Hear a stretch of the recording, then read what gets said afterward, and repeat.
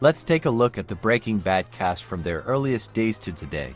Who would you recognize on the street? First up, Bryan Cranston, who gave us the unforgettable Walter White back when the series started in 2008. Bryan was 52, and now, at 69, he's a Hollywood powerhouse, acting, directing, and even writing books.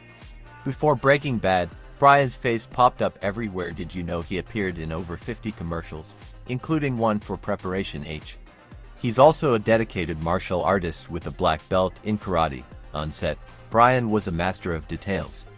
For example, he personally helped design the iconic Heisenberg hat, convincing Vince Gilligan it was key to the character's transformation.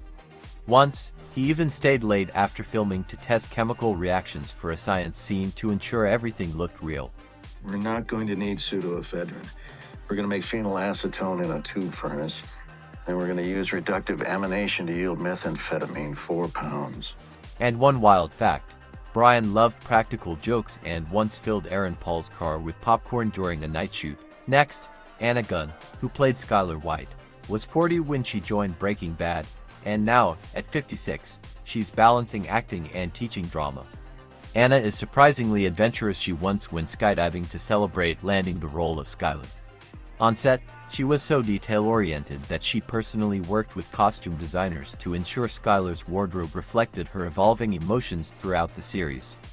During an intense kitchen scene, Anna improvised an entire monologue about Walt's lies, leaving the crew in stunned silence. And here's a funny one. During a late-night shoot, she accidentally tripped over a boom mic stand while holding a plate of bacon, miraculously saving the bacon but bruising her leg. You spent the entire night in the bathroom, Walt. Tell me what's going on with you. By the way, thanks Ina Asman for subscribing. We really appreciate it. Subscribe to, and you might be featured in the next video. Dean Norris, our tough-talking Hank Schrader, was 45 when he joined the cast and is now 61. Did you know he majored in social studies at Harvard? On set, Dean became a problem solver. He once helped redesign a fight sequence when the stunt choreography didn't feel believable. And here's a quirky detail. Dean brewed real beer during his time on the show and gave bottles of Schrader Brew to the cast and crew at the season wrap party. Tortuga, okay? That was the name of our snitch. Bean speak for tortoise, okay? Tortoise, turtle, what have you. I never knew the difference myself. Betsy Brandt, who played Marie Schrader, was 35 when the show began and is now 51. She's currently exploring more comedic roles. But here's something surprising. She originally auditioned for the role of Skyler before being cast as Marie. On set, Betsy was known for her improvisation skills. In one scene, she suggested adding a completely unplanned line about a stolen spoon, which perfectly fit her character's kleptomania. Once, during a blooper, she accidentally called Hank Walt, leaving the crew in stitches. That means that I have no idea what the hell you're even talking about.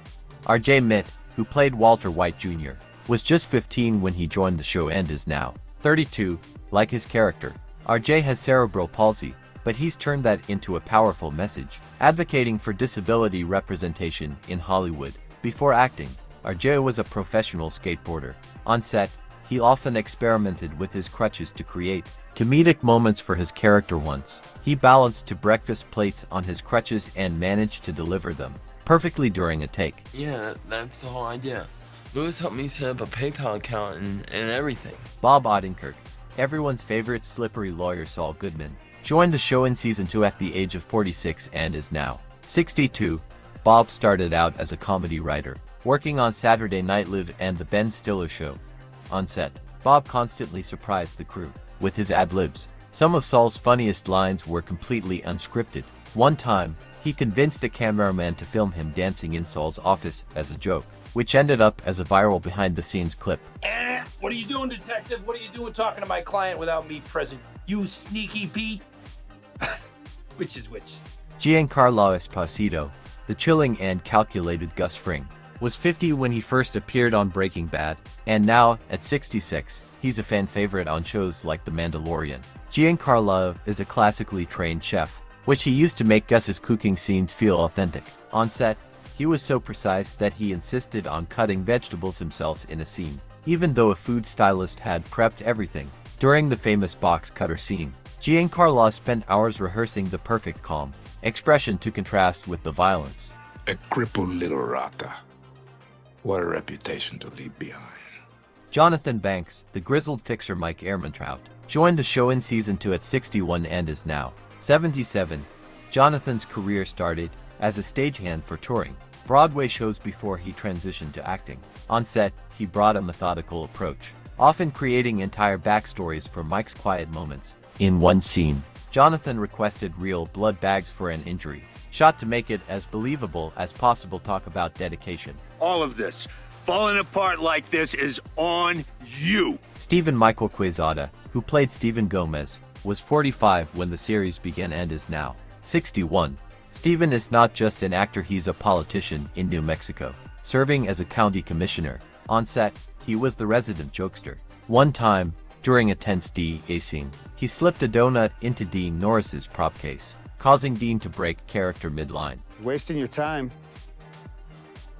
Give it up. If this here's a trap car, it's gonna take more than your dumb white ass to find it. Charles Baker, who played Skinny Pete, was 38 when he joined the cast and is now 53. Charles is also a classically trained pianist, which inspired his famous piano scene in the series. On set, he worked closely with the props team to design Skinny Pete's wardrobe, even adding personal touches like band patches on his jacket. Yo, man, I'm Skinny Pete.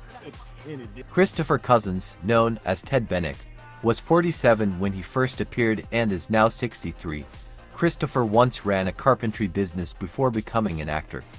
On set, he earned a reputation for his dedication. He performed the infamous trip and fall stunt himself, practicing it so many times he sprained his ankle. All right, Scott, I'll tell you what it means. It means, in the most respectful way possible, there's the door. Laura Fraser, who played Lydia Rodart-Quayle, joined the show at 36 and is now 48. Laura is originally from Scotland and mastered an American accent for her role. On set, she was known for staying in character between takes. Giancarlo Esposito once jokingly offered her chamomile tea after noticing how convincingly nervous she seemed during a scene. Who said anything about barrels?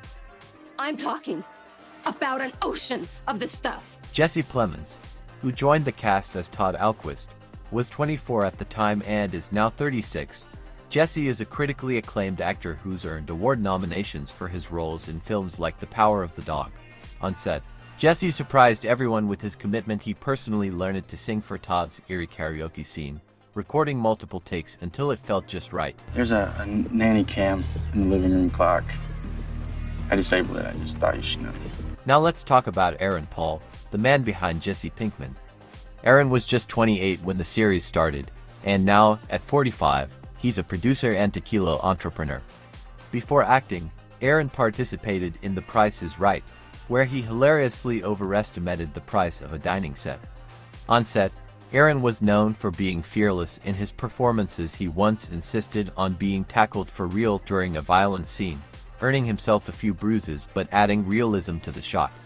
Another unforgettable moment, Aaron loved to prank Bryan Cranston, and one time he replaced Bryan's script with pages covered in emojis, leaving everyone laughing during the read-through. I mean, what kind of reason? You mean like, dear Crazy 8, hey, listen, if I let you go, will you promise not to come back and waste my entire family? No Colombian neckties? You mean that kind of reason?